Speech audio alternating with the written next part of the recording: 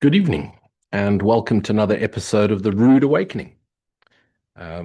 All sinners and lost souls, welcome. Please leave your beliefs at the door. So, why The Rude Awakening? Well, it was the name of a morning radio show that I used to listen to on the way to work, hosted by a great gentleman called Jeremy Mansfield, who's since left the planet. And the title's always stayed with me. So, since sinners and lost farts struggle with self realization and awakening to self and realizing the true nature of our essential nature and the true nature of absolute reality whilst we inform. They need to be shaken rudely by the scruff of the neck. And so, welcome to this channel. Please note this is a PG 33 language, sex, nudity, and violence. And hey, if it's not for you, then switch off now and go and find a gentle speaking Messiah. So, tonight's talk is really about what's the benefits of being aware of yourself as being awareness, as the awareness of being. And how come, and this is a question I often get asked, and the reason I'm talking about it tonight is I was asked, what's the benefit of being awake to self? So and so died and he was apparently awake to self, and so died and he was apparently enlightened, and so died and she was apparently, a master soul, a mystic. So there's these wonderful points of views, stories that we hear, beliefs that we adopt, and then we follow a certain school of thought. Why? Because we're unhappy, we're miserable, life hasn't turned out the way we wanted. And so we become delusioned by our previous dreams and fantasies, and then we become all spiritual and we follow one of the myriads of spiritual paths.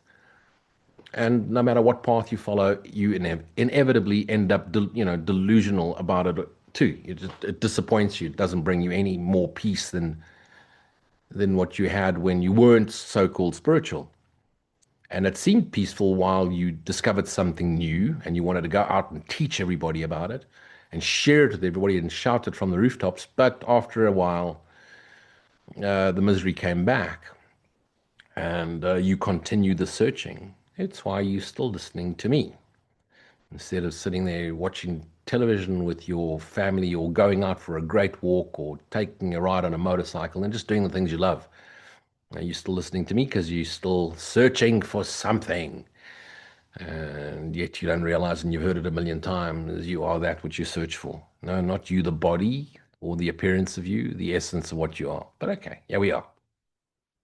So, as I've said before, most seekers get to a point where the shit hits the proverbial fan and their newfound school of thought or new group of spirituality and retreat center that they've now escaped to is just as miserable as was everyday life. And trust me, there's just as much politics in these retreat centers as there is in an office, if not more, because in an office there's certain conducts one has to adhere to, and in retreat centers there's not. So what's the benefit? What's the benefit of a non-dual understanding? What's the benefit of a course like A Course in Miracles, which is radical non-duality? Radical, as in it's so non-dual, there's no word for it. It's just, it's a completely different school of thought, and that's what it is, a school of thought. So people can't comprehend.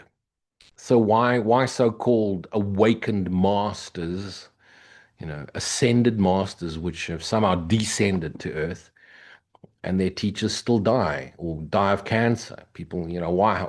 If Ken Wapnick was so awake or so enlightened, why did he die of cancer? If Ramana Maharishi was so enlightened, why did he still die? If Buddha was so enlightened, why did he die from eating bad pork? Do you know that? The skinny Buddha, that is, not the porky dude. He just ate himself to death. So You want to believe, people want to believe that enlightened body mind, see how absurd that is? Enlightened body mind. So enlightened illusionary space-time matter. So space-time matter, body mind can be enlightened and they can magically transcend, ascend, puff feather silence, disappear into the clouds, teleported into the next dimension, whatever that is. This is the belief. This is, and then you haven't, and it's still miserable, and there's still thoughts in your awareness, and they haven't stopped, and you can't get them to stop no matter what you do, and now you're failing. You think you're failing. Realize this, everything you do, no matter how loving you believe you are and how much service you offer to the world, everything we do is in and of itself part of a process of self-gain. Here I am sharing this with you tonight, selflessly, yet by doing this, I'm actually being quite selfish, self-centered, centered in myself. Why? By sharing it, I know I extend my understanding, and by extending it, I reinforce it, and I then get the evidence thereof, not only through my own personal life, personal, no person life, and but also by watching people who follow me, listen to my talks, contact me, and how their lives have transformed for the better, for the much, much better. Course in Miracles specifically, and there are some other non-dual teachings, but most importantly, Course in Miracles, Upanishads, um, the Mahavakyas, for example, really are a completely and total different way of seeing the world, self, world, God. Completely. It's a completely different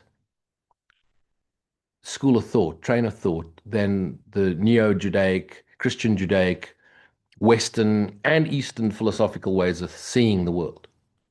Bodies traveling on a rock going around, a burning something, sun, and something plonked you here, something created you, and you're going to go somewhere. It completely reverses that understanding. It completely destroys that and brings you to the realization of being, the awareness of being.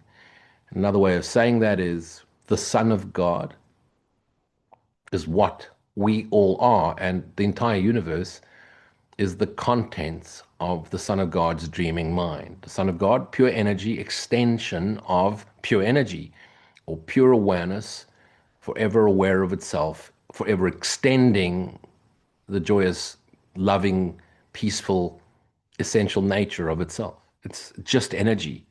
So the Son of God, still in God's kingdom, dreaming of exile, is just energy, extending energy, temporarily hitched by a thought that it's not pure energy, just pure dynamic awareness. That's all we are.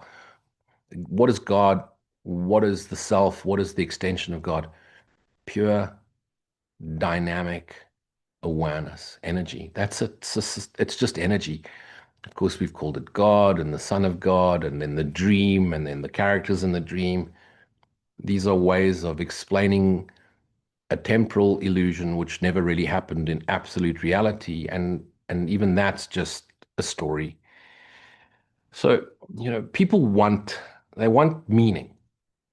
They want meaning. They want to have a purpose. There has to be a purpose. You see, I have to have a purpose. In other words, something created me and something put me here. So no responsibility for being here. And so everything you do, all your actions, all your activities, everything you desire, everything you want, whether it is seek ye first the kingdom of heaven or I want people, places, things, and events, everything you want is based on your belief of what you are and what you think God is.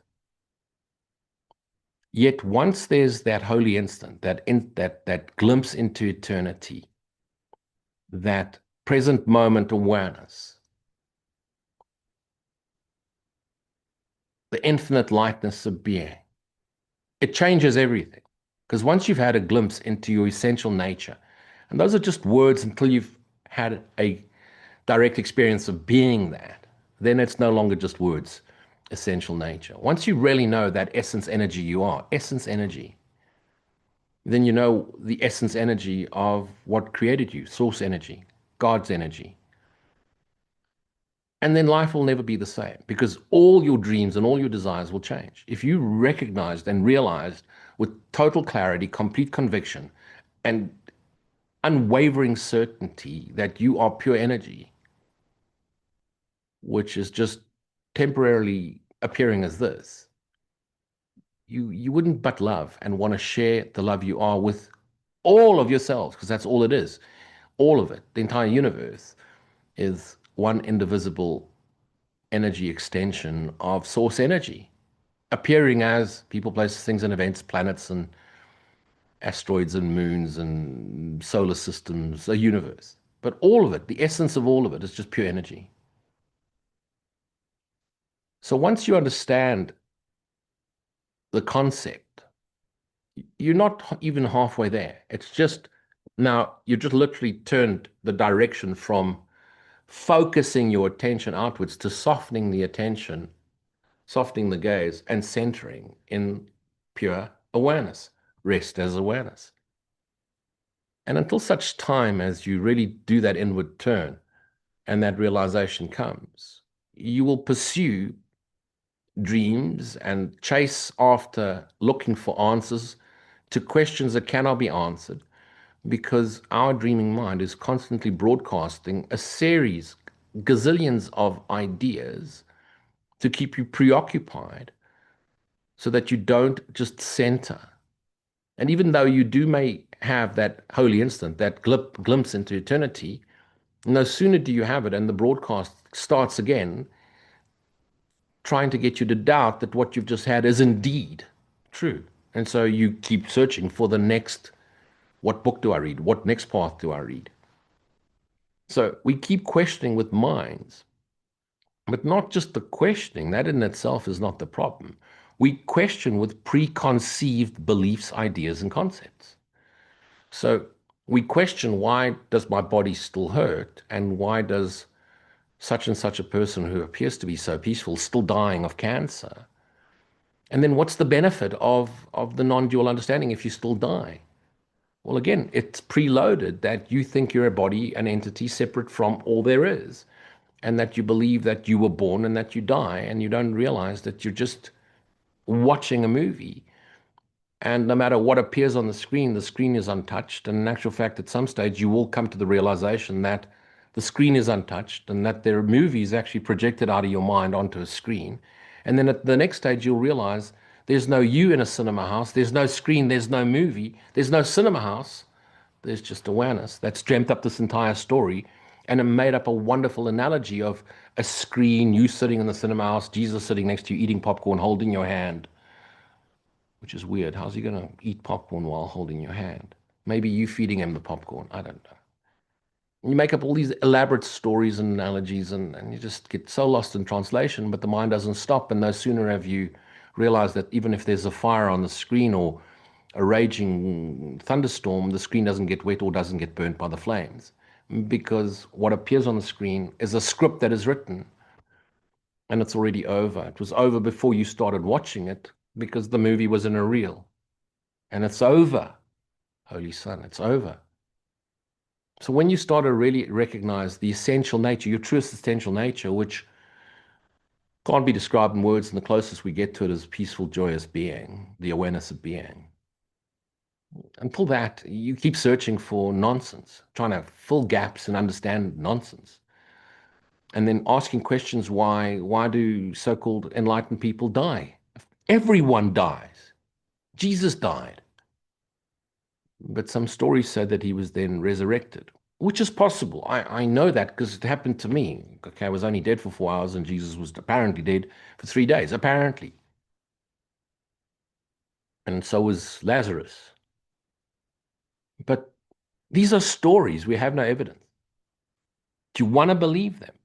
And then apparently he ascended for feather silence. But in 2,000 years, it hasn't happened again, which makes Jesus special. Special, even though we were taught there's no special in the dream. But we want to hang on to him special because we come with a preloaded idea, a preloaded belief. And we then try and shoehorn our direct experience into preloaded beliefs and then get disillusioned because our preloaded beliefs don't pan out. We're not transcending, we're not ascending, we're not dissolving and becoming spirit and walking through doors after staring at goats. Do you realize you love Christmas? You love Santa Claus and the Easter Bunny and presents and chimneys, and you love that shit. Still like a child, 80 years old, and you still want mythology. You still want stories. You still want magic. You still want the mysteries, the mystic stuff. Because it makes you feel special, unique, different. Because you're all loners. That's why you're here. That's why you're listening to me. Most of us are lone wolves, empathetic lone wolves or compassionate lone wolves. The empathetic lone wolves get trapped by the victimhood of the world because they see themselves as victims and become pathetic lone wolves. And those who transcend it and realize the dream state become compassionate because they have the passion of the Christ for the rest of themselves, the rest of their fractured selves, one indivisible self. So you cannot truly transcend through direct experience the illusion, returning to the holy instant, present moment awareness, which is eternal, living in the holy now, forever, here now, while you come with preloaded beliefs and ideas. You have to leave all of that at the door and really only rely on your own inner guidance, Holy Spirit guidance, inner voice, which you ask for and you shall receive because you truly want to know the kingdom above all else. You want to know this kingdom, the essential nature of your true self, the essential nature of yourself, the essential nature of God. That's what you truly want. Above all else, everything else is meaningless. Everyone's going to die. Don't you want to figure it out before you do? Your body dies. Don't give me all spiritual mumbo jumbo. No one dies. Death isn't real. Of course, in the illusion, people die.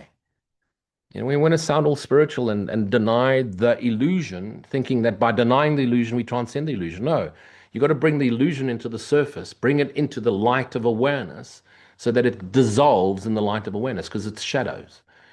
Illusions are shadows, holographic shadows. So the spiritual community, the non-dual community, is filled with loonies with their spiritualized ego, which they can quote the Vedantas, and then you'll hear them. They're the ones that quote the Ramanas and the Nisargadatas and the blah. They just constantly quote a very little way. You know the genuine ones that are genuinely turning inwards are the ones that use their own words. The rest just quote. Ooh, so and so said so and so. And then they can't wait to comment. How do you know you're still fast asleep, trapped in duality, completely driven by a spiritualized ego? You are the one that is commenting on any non dual forum, agreeing, disagreeing. And even if you agree, you still have to put down how well you agree and how well you understand it. You can't stop commenting. Why? Because the broadcasts of the dreaming mind are permanently commenting positively and negatively, two sides of the same coin, positivity and negativity, same shit. And so you can't help yourself because you believe your thoughts are yours. So you have to comment. Yes, I agree. Woohoo. Naughty badge. Let's put a badge on. Or no, I disagree because it should be this way. It shouldn't be consciousness. It should be awareness. This is what the non-dual world is filled with. Because it's a wonderful way to disguise nihilism as in, look, I'm so special. Nothing really touches me anymore because I'm now detached from the world. As if you can detach from your own activity, your own dreaming mind. You cannot detach from your dreaming mind because you are a character in your dreaming mind. Can't detach from it. So give it up. Just because you heard the Buddha said detach, because some Buddhists said detach, Buddhists haven't got a fucking clue what they're talking about if they say detach. It's be non-attached, realizing your interconnectedness to all of it. And if you keep quoting old sayings, because they didn't have the right English words for it, and so it's be detached, bullshit, be non-attached, big difference. To be detached, you have to have been attached before. To be non-attached means you've never been attached. Get the difference? Told you it was going to be slightly rude. And that's it. That you see these spiritual seekers, they quote remarkable understandings of the brothers that came before us. Nothing I've ever said, nothing, not a single word, is original. Nothing. It all stems from our dreaming mind, or once handed this device to right minded Holy Spirit, my right mind. You, our right mind. And then you hear the broadcast of the right mind, which is silent stillness, a joyful, peaceful, silent stillness. Return to that and be all knowing. And what is there to know? Nothing you study, not the physiology, anatomy of the human body, the makeup of the universe, psychology, metaphysics, no matter what you study about the world, none of it is going to give you the truth, and none of it's going to fulfill you and make you eternally happy. All of it, everything can be an echo for the voice of God, and all of it will point you towards the inward silent stillness direction. But nothing, no knowledge of the universe, nothing will give you eternal perpetual peace. Nothing. And joy. Nothing. There's nothing. Because it's all made up of delusions, illusionary delusions. And our need to explain our direct experience at some stage stops. There's a joy that flows through you and you want to share it because by doing that, you're reaffirming it within yourself. But once it's fully there, you just want to go quiet. I know. I just want to go quiet. I don't want to speak. But okay, yeah, we all are a bunch of lone wolves. The path of self mastery is a lonely one. No, it's not. The path of self mastery is the only one. And self mastery is just recognizing self, one indivisible self, one indivisible shared self, and that shared self is the essence energy of Source. Our self is the extension of Source. The sun is the extension of God. That's it. So try very hard not to comment. And recognize that when you're asking questions, where does that appear? Are you aware of the questions you're asking, the conflict that you have, the ridiculous requests for help, for healing, for whatever? Do you realize, are you aware of yourself requesting these things, asking these things, questioning these things? Are you aware of the questioning mind? Well, if you're aware of the questioning mind, you can't be the questioning mind. You can't be the question. Are you aware that you're permanently seeking? Well, then do you believe that you're a seeker? And if you believe you're a seeker, then there's no seeking. There's just you, the seeker, the identification with it. And your seeking is just another activity, no different to a daily job. When you truly recognize what is really happening, is there's just witnessing. You're not the witness. You're not even the witness. There's just witnessing. You're not a being. There's just beingness. There's no you. There's just oneness. The closest we'll ever get to truth is just resting as awareness. But what is that? It sounds like another spiritual thing. Abide or rest in God or rest as awareness or rest in peace. It just sounds like another la-di-da concept. But it's actually so damn obvious and so damn simple that no one does it. And yet if you do it, seek and you shall ask and you shall find, seek and the door shall be open, knock and the door shall be open means you will get evidence of absolute reality by abiding in silent stillness, which you've now been told 1,000 gazillion times throughout time and space and matter, that abide in silent stillness is God. Awareness is God. Silence is God. Silence is peace. Peace is God. Is silent joyful? Yes. Is peace joyful? Yes. Is God silent? Yes. Well, triangulate. If God is peaceful, joyous, and silence, then silence must be joyful, peaceful God. It's just energy. Peaceful, joyful, silent energy. And the essence of what you are is that. Can you hear the life force inside you? You can hear your heartbeat, that which gets your heart to beat. But can you hear the God particle in you? God particle sounds cool, hey? The essence energy that sparks you into life and then one day just leaves.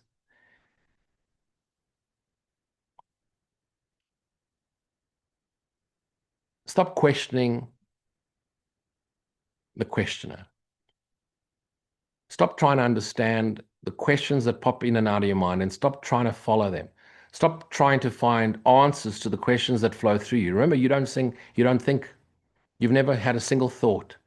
You're thought through. You're an activity of the dreaming mind through which the dreaming mind thinks of ways to keep itself dreaming, therefore not turning inwards and recognizing itself. All non-dual teachings, especially the Course in Miracles, aren't addressing you, the dreamer, dreaming character. It's addressing you, the dreamer that dreams up the entire universe. And you, not just you as an individual character, but you as in all of us equally, indivisible, all of us, one. You've heard the analogy a million times. When you dream at night, every single character in your dream at night is dreamt up by you. Some are good and some are bad. Some are chasing you, some are loving you. None of them awaken and leave the dream. You, the dreamer, awakens. The characters may realize, self-realize, that they are projections of you, but they only get a glimpse into that. Characters in the dream are finite minds of the infinite dreaming mind. So the finite little minds, the characters, cannot get a total perpetual view into the infinite. They get glimpses of it when they get themselves out of the way, when they stop identifying with themselves as real, when they no longer are interested in anything to do with the dream and absolve themselves of all identification and take full responsibility for dreaming. And then rest in that through forgiveness, because you got to forgive yourself for dreaming. And what does that true forgiveness mean? It means to recognize that whatever you've dreamt isn't true. But what is true is that you dream this all up and that your dream isn't true. But the essence of what you are, that which dreams, that is most definitely real and true and eternal.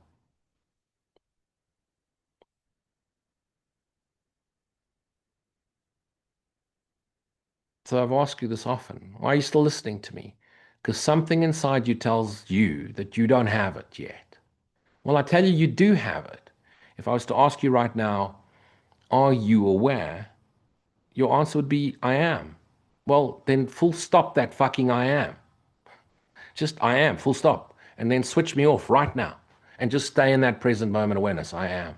Not dot, dot, dot, this, that, and the other. Just I am. And then drop the am. I.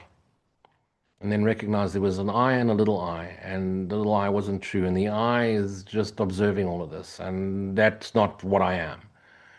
And so then drop the I and just go into silent stillness. Present moment, here now, awareness. The infinite lightness of being. Be aware that if you've any way to need to judge this, you're trapped. And you're trapped with beliefs expecting mystical, magical things, miracles to be magic. And it's not. The miracle is the recognition. None of this is true. But what is true is the essence of all of it. One indivisible self. And A Course in Miracles in chapter 15.5. A holy instant, a glimpse into eternity. A holy instant's the Holy Spirit's most useful learning device for teaching you love's meaning. For its purpose is to suspend judgment entirely. No commenting, yak, yak, yes, no, I agree. No, no judgment, just observe. Judgment always rests on the past. For past experiences is the basis on which you judge. Oh, well done, you've explained non-duality correctly. Or no, I disagree with you, it's not like that. Judgment becomes impossible without the past, because you must have read it in the past to be able to judge it in what you think is the present. In the present, there's no judgment. For without it, you do not understand anything. You would make no attempt to judge, because it would be quite apparent to you that you do not understand what anything means. Why? Because anything and everything means absolutely fuck all, means nothing. How can that which is illusion, space, time, matter, mean anything? And why would there be a meaning to God? You have to get to the idea before you can let go of all ideas, that there's no you and let go of the idea of a God. Forget about God. Return to your true essential nature. Get to that first and foremost, and it all becomes clear. Because when you are that lightness of being, that awareness of being, there's no more you and a God. There's no God. There's just the awareness of being. There's just being. But you are afraid of this because you believe without the ego, without ideas, without thoughts, without physicality, without a you, a them, a world, a place to live, a job to go to, a philosophy to follow, all would be chaos. And yet it's chaos nevertheless. And so the Course says, yet I assure you that without the ego, without thoughts, without buying into the thoughts, believing the thoughts, entertaining the thoughts, focusing on the thoughts, all would be love. So coming back to the point of doing this talk, what's the purpose of a non-dual understanding? What's the benefit for you? The script is written. You're going to die when you were scripted to die. You're not going to change that. And whichever way you're going to die, you're going to die. That's it. You can't change that now. What you can change is the idea that you suffer until you die. Because the resistance to what is dissolves. And when the resistance dissolves, the suffering dissolves. Acceptance is the light of eternity, is the light of awareness that dissolves the illusion that once you resist, that you once resisted.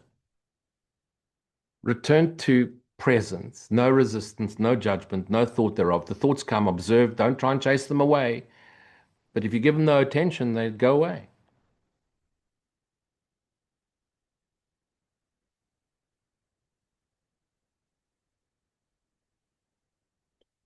If you put shit in your hand, don't be surprised that you're bothered by flies. If you put shit in your head, don't be surprised you're bothered by thought flies. You take your awareness, you shove it up your Uranus, and then you're surprised everything looks like shit, smells like shit, tastes like shit. Well, you've shoved it up your Uranus. You've put it up where the sun doesn't shine, where it's completely dark. You've taken your awareness and shoved it into dream content because you focus on the content of the dream with excuses and judgments and stupid beliefs. And yet you've been told, let go of your beliefs. Rest as awareness, rest in God, rest in peace, abide. Where all of it comes to of the clarity of awareness. Now I'm talking of my own direct experience. And I'm sharing this because it's brought me such joy. And at first it was just glimpses and the ego mind would come raging back. But the more I was willing to abide and do the discipline and just rest as awareness and just rest without thinking, without entertaining the thoughts, with not buying into any of the beliefs and all of the stuff it tried to get me to conflict with, and said, no, thank you, no, thank you, now, thank you, and gratitude for being the awareness and constantly practicing forgiveness. The more I abided, the more it became me. Me, it's the wrong word, but the more I became it, it became the more becoming. And not just becoming, and the more we return to it. And you see, words fail us. So I urge you, forget about your beliefs and wondering what the benefits are. The benefits are whatever's going to happen is going to happen, and you're no longer resisting it, so you're no longer in a state of suffering. Your neighbors may make a noise. The people in the south may be attacking the people in the north. The political situation has changed. That one's become president. This one's become a communist. That one's become a socialist. This one's become a capitalist. It doesn't matter. Those labels are gone. You watch, you observe, you do the best you can with what you have. You help those in front of you out of total joyous wanting to share yourself. You ask for nothing. You want for nothing. You take full responsibility for your own life, for your own state of affairs, for your own mental conditioning, for your own state of being. You stop chasing gurus and asking questions and being stupid, because no answer is going to fulfill you until you have the direct experience thereof. And no matter what I tell you, you're still listening to me after I don't know how many years. And if you were just to listen once and just practice this once, you would never have to bother listening to me again. And you could rather use your YouTube channel to listen to wonderful music as opposed to some rambling madman in Africa talking about awareness and non-duality. How can anyone talk about non-duality? The minute you talk about non-duality, you're in duality, trying to describe non-duality, which is just impossible. The whole thing's ridiculous. It's time for me to shut up too. And so, final note, if you can't be kind and compassionate, be quiet. If you can't be quiet, shut the fuck up. No more stay. See you next week, maybe.